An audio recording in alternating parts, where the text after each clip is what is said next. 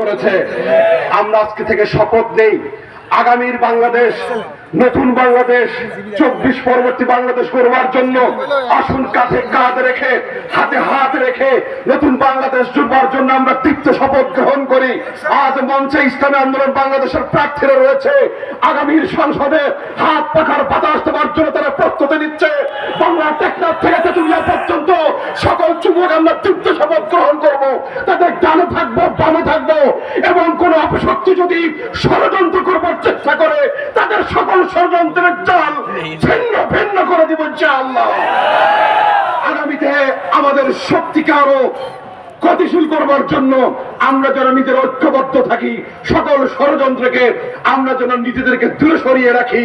আগামীর বাংলাদেশ হবে ইসলামের বাংলাদেশ, সকিনা হাসিনা সব দেখা শেষ, আগামীর হবে হাত পাখার বাংলাদেশ।